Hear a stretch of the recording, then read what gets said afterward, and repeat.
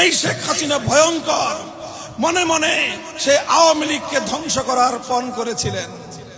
আর 24 সালে তিনি আওয়ামী লীগকে পরিপূর্ণ বাসটা দিয়ে তারপরে তিনি বাংলাদেশ থেকে বিদায় হয়েছেন।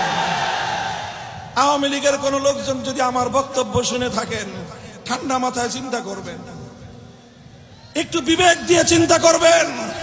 এরশাদ সাহেব তার রাজনৈতিক দলের নেতা কর্মীদেরকে এতিম করে পালিয়ে যাননি, দেশ ছেড়ে পালিয়ে যাননি। সাহসিকতার সাথে তিনি কারারুদ্ধ হয়েছেন, 5 বছর জেল খেটেছেন।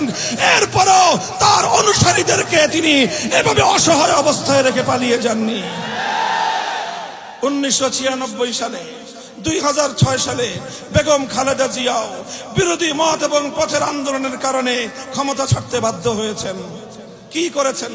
ক্ষমতা ছেড়ে দেশ ছেড়ে পালিয়েছেন? বরং তিনি অশীতিপর বয়সে অনেক রোগ বালাই মোকাবেলা করে বছরের পর বছর কারাগারের অন্ধকার প্রকোষ্ঠে মৃত্যুর প্রহর গুনেছেন। কিন্তু দলীয় নেতা কর্মী দেশবাসীকে ছেড়ে, দেশের মাটি ছেড়ে অন্য কোথাও পালিয়ে যাননি। আওয়ামী লীগের ভাই বোনেরা বলেন, আপনার নেত্রী কামটা করলো কি? বলেন, আপনার নেত্রী কাজটা করলো কি?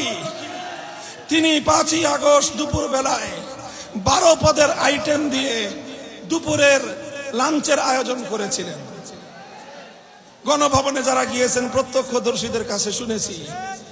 এরপরে যখন শুনলেন যে না, লাঞ্চটা আর এদেশে করা হবে না, বরং তার প্রভুর দেশে গিয়ে তাকে লাঞ্চ করতে হবে, তিনি 2 ছেলে মেয়ে তো আগেই দেশের বাইরে পাচার করেছেন। আর যা ছিল লক্ষ লক্ষ কোটি টাকা আগেই তিনি বিদেশে পাচার করেছেন। এর